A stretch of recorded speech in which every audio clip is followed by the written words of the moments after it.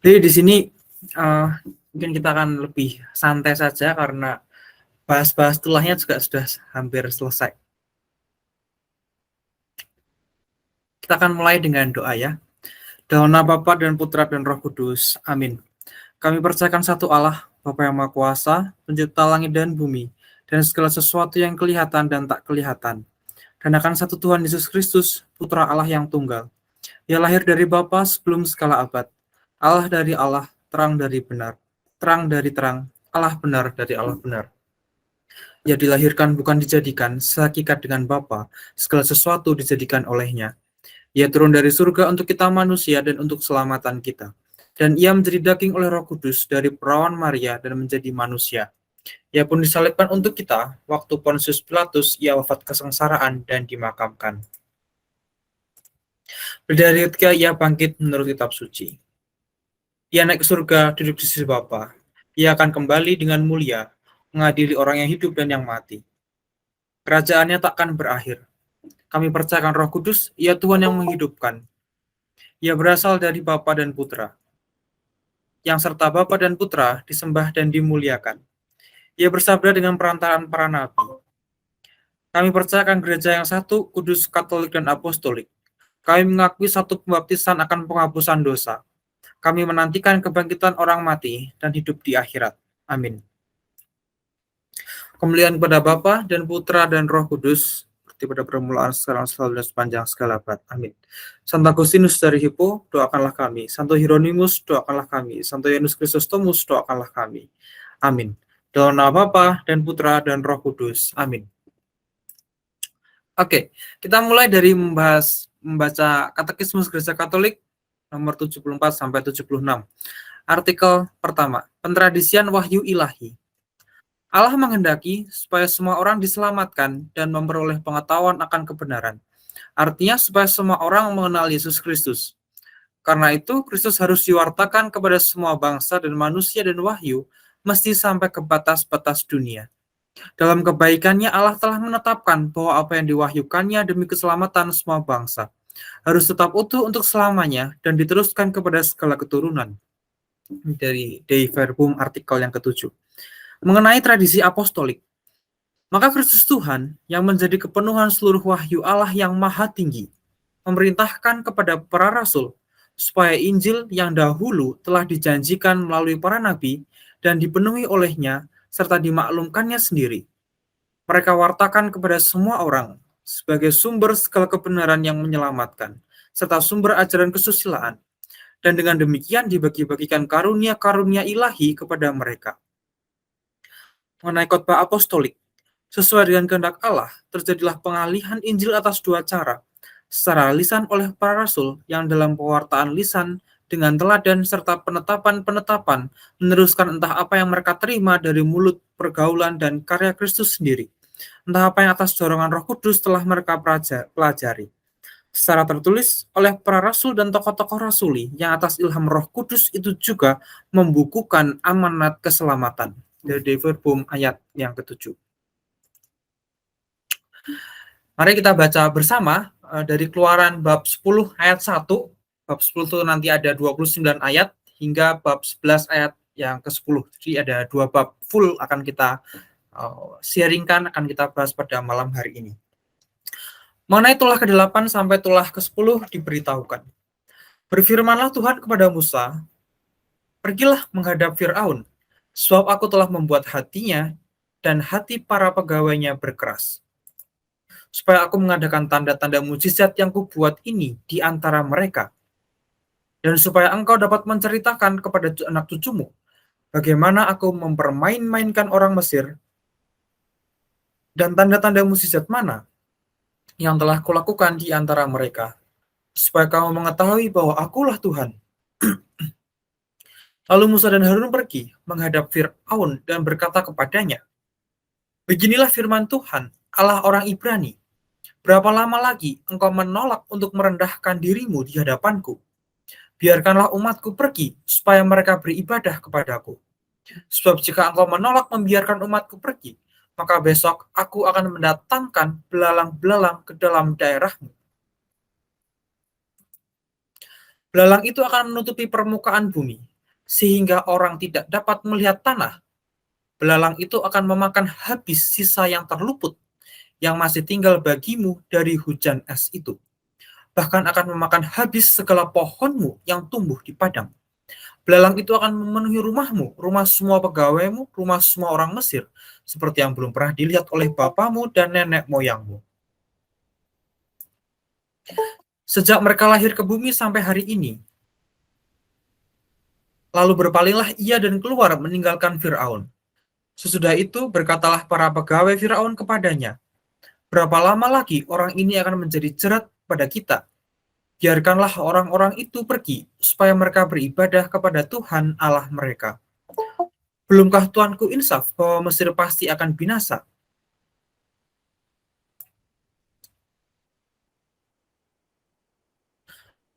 Lalu Musa dan Harun dibawalah kembali kepada Fir'aun, dan berkatalah Fir'aun kepada mereka, pergilah, beribadahlah kepada Tuhan Allahmu. Siapa-siapa sebenarnya yang akan pergi itu? Jawab Musa, kami hendak pergi dengan orang-orang yang muda dan yang tua, dengan anak-anak lelaki kami dan perempuan, dengan kambing domba kami dan lembu sapi kami. Sebab kami harus mengadakan perayaan untuk Tuhan.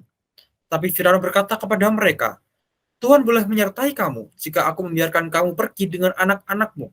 Lihat, jahatlah maksudmu. Bukan demikian kamu boleh pergi, tetapi hanya laki-laki. Dan beribadahlah kepada Tuhan, sebab itulah yang kamu kehendaki. Lalu mereka diusir dari depan Firaun. Berfirmanlah Tuhan kepada Musa, ulurkanlah tanganmu ke atas tanah Mesir, mendatangkan belalang, dan belalang akan datang meliputi tanah Mesir, dan memakan habis segala tumbuh-tumbuhan di tanah, semuanya yang ditinggalkan oleh hujan es itu. Lalu Musa mengulurkan tongkatnya ke atas tanah Mesir, dan Tuhan mendatangkan angin timur melintasi negeri itu, sehari-harian dan semalam-malaman, dan setelah hari pagi, angin timur membawa belalang. Datanglah belalang meliputi seluruh tanah Mesir dan hinggap di seluruh daerah Mesir. Sangat banyak, sebelum itu tidak pernah ada belalang yang demikian banyaknya, dan sesudah itu pun tidak akan pernah terjadi lagi yang demikian.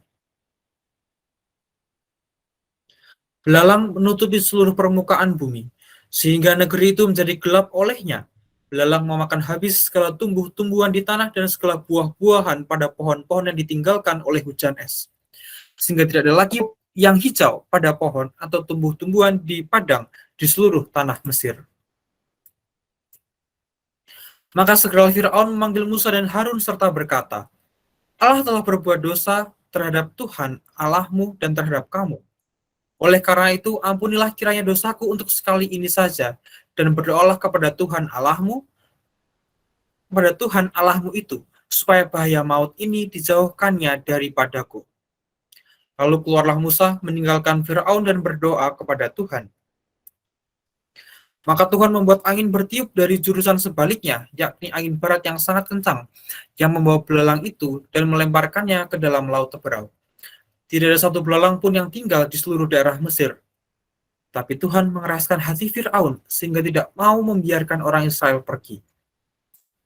Berfirmanlah Tuhan kepada Musa, ulurkanlah tanganmu ke langit, supaya datang gelap meliputi tanah Mesir, sehingga orang dapat meraba gelap itu.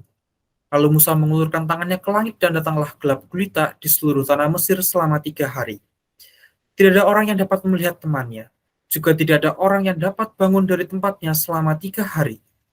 Tapi pada semua orang Israel ada terang di tempat kediamannya. Lalu Firaun memanggil Musa serta berkata, pergilah, beribadahlah kepada Tuhan.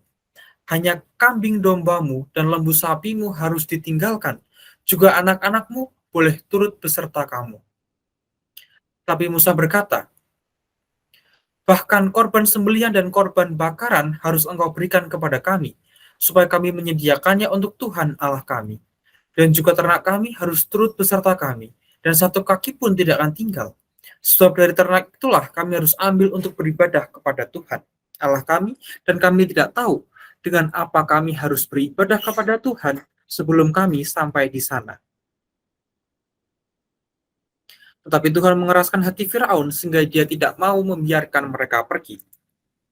Lalu Fir'aun berkata kepadanya, pergilah daripadaku, Awaslah engkau, jangan lihat mukaku lagi, sebab pada waktu engkau melihat mukaku, engkau akan mati. Kemudian Musa berkata, tepat seperti ucapanmu itu, aku takkan melihat mukamu lagi. Berfirmanlah Tuhan kepada Musa, aku akan mendatangkan satu tulah lagi atas Fir'aun dan atas Mesir. Sesudah itu, ia akan membiarkan kamu pergi dari sini. Apabila ia membiarkan kamu pergi, ia akan benar-benar mengusir kamu dari sini. Baiklah, katakan kepada bangsa itu, supaya setiap laki-laki meminta barang-barang emas dan perak kepada tetangganya, dan setiap perempuan kepada tetangganya pula.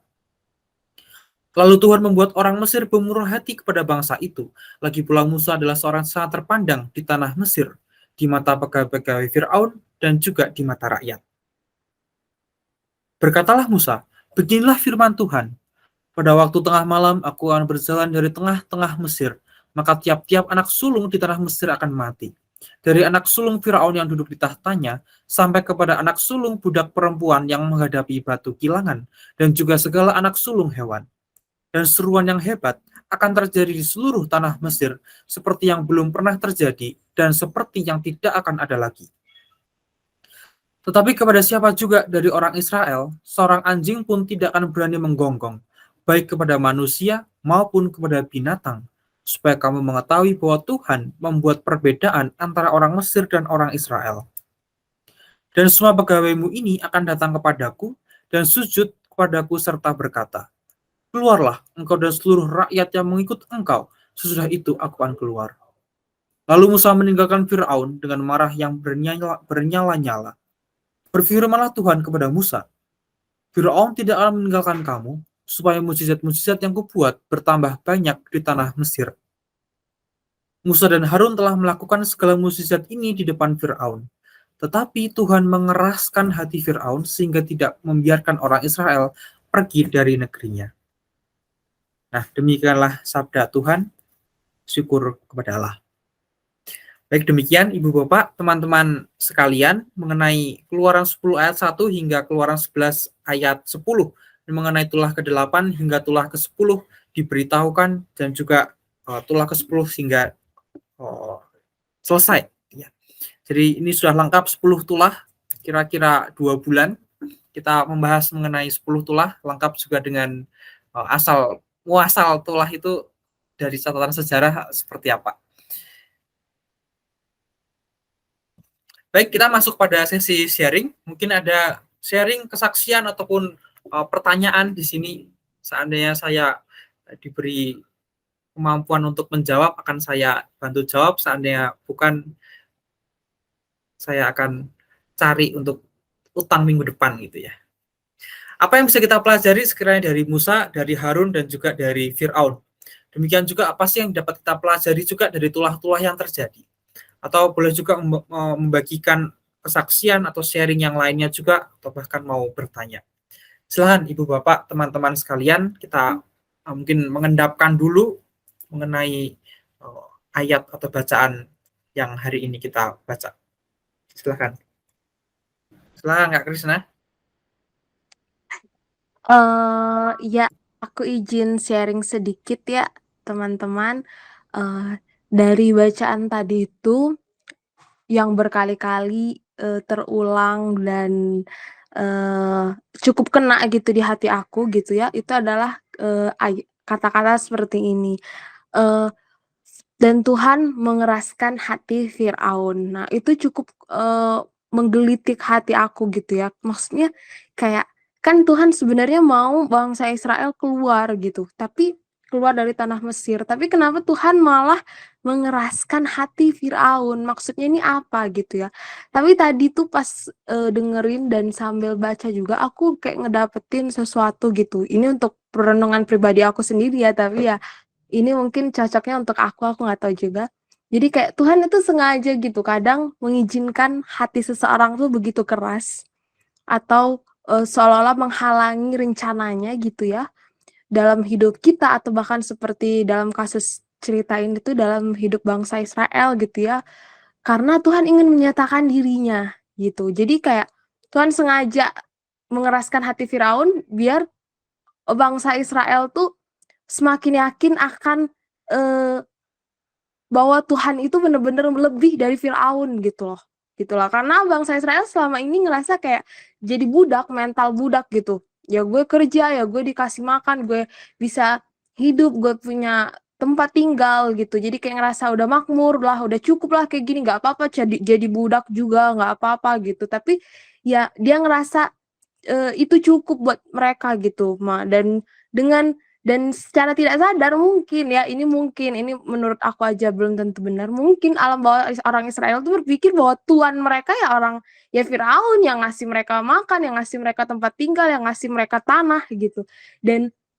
Dan Tuhan izinkan gitu, hati, Firaun itu begitu keras, atau Tuhan sendiri mengeraskan hati Firaun karena Tuhan sendiri pengen nyatain dirinya nih, bahwa Tuhan lebih berkuasa daripada Firaun gitu. Firaun bolehlah punya kekuasaan daerah yang begitu luas atau apalah gitu ya, tapi Tuhan tetap mengatasi Firaun itu sendiri gitu. Itu sih yang aku dapetin tadi ya gitu ya.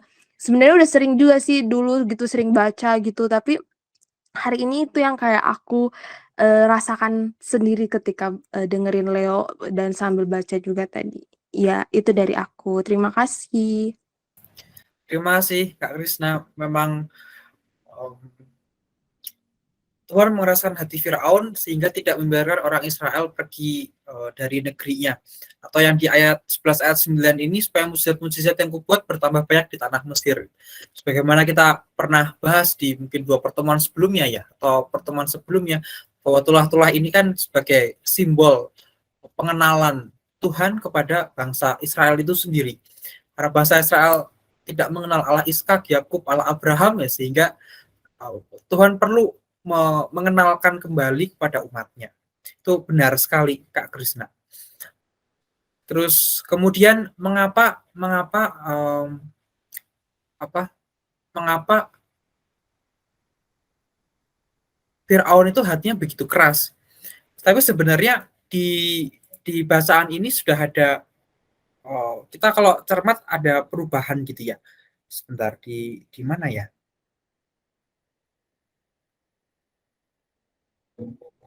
24 oke.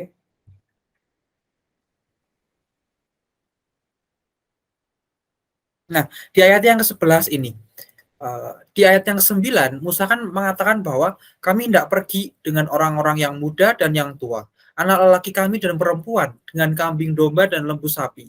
Sebab kami harus mengadakan perayaan untuk Tuhan. Dan kemudian itu yang diminta Musa. Siapa sih yang sebenarnya akan pergi? Ya semuanya. Tapi kemudian di ayat 11, Firaun itu membatasi. Kamu boleh pergi tapi hanya laki-laki saja dan beribadahlah kepada Tuhan sebab itulah yang kamu kehendaki.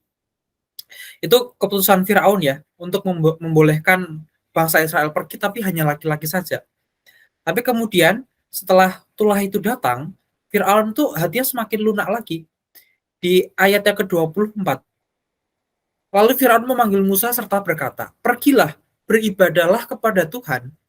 Hanya kambing dombamu dan lembu sapimu harus ditinggalkan. Juga anak-anakmu boleh turut beserta kamu."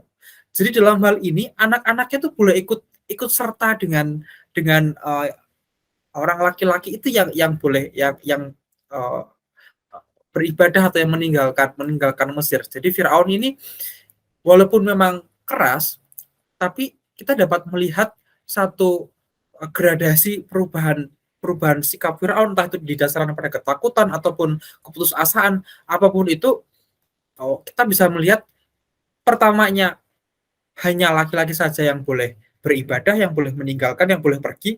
Tapi di ayat yang ke-24, yang ditinggalkan tinggal ternaknya saja. Dan itu yang diperjuangkan di tulah ke-10, kira-kira begitu. Jadi setelah tulah ke-10, kambing domba serta lembu sapi, ternaknya pun juga ikut juga. Dan bahkan karena di 11 ayat 2, minta barang emas dan perak kepada tetangganya, ini malah tambah lagi, ada emas, ada perak juga. Begitu. Jadi masing-masing tulah itu seolah-olah dalam tanda kutip ada hal yang diperjuangkan untuk dibawa oleh Musa. Nanti detailnya ada salah satu bagian dari pembahasan kita pada malam hari ini. Oke, terima kasih Kak Krisna sudah memberikan sharing. Selanjutnya ada lagi Ibu Bapak, teman-teman silakan. Siapa nih? Mas Ambo, silakan Mas Ambo. Selamat malam. Malam, Pak. Apa ya? Masih terkait sedikit sama sering saya kemarin sih, tapi apa ya, menurut apa yang saya lihat si Firaun ini kan ini apa ya? Kalau di bacaan ini hobinya menindas gitu ya. Kalau yang saya lihat lah. Tapi sebetulnya saya ini apa, kayak beberapa hari saya dengar di radio lah waktu ke tempat kerja, dengar radio gitu. Jadi orang yang suka, jadi bilang mereka begini, orang yang suka menindas itu ya karena jelas salah satunya karena punya kuasa, punya kedudukan tinggi, dan egonya tinggi gitu. Ya ego itu penting untuk bersosialisasi, tapi ego yang terlalu tinggi ya nggak baik. Jadi bilang gini, ego itu ya semacam, kalau di akuntansi ego itu semacam utang gitu, liabilitas. Jangan diperbanyak gitu. Harusnya yang diperbanyak itu aset, jangan liabilitas. Gimana gitu. Jadi ego itu ya penting, tapi secukupnya, jangan sampai tinggi-tinggi gitu. Ya gitu dibilang di radio itu gitu. Jadi ya kalau ego yang tinggi juga cenderung apa ya, nggak mau minta maaf lah intinya. Susah minta maaf gitu ya. Dikaitkan ke situ di diskusi di radio itu gitu. Jadi ya menurut saya itu di bacaan ini Firaun itu ya, yang saya lihat itu ada semua di dirinya gitu. Sikap menindas karena memang dia punya kuasa. Menurut saya kalau punya kuasa dan menindas, jelas di dirinya itu, menurut saya itu jelas nggak ada kata maaf lah intinya. Itu kan kelihatan tuh udah menindas, berarti nggak ada kata maaf lah buat Israel sebetulnya.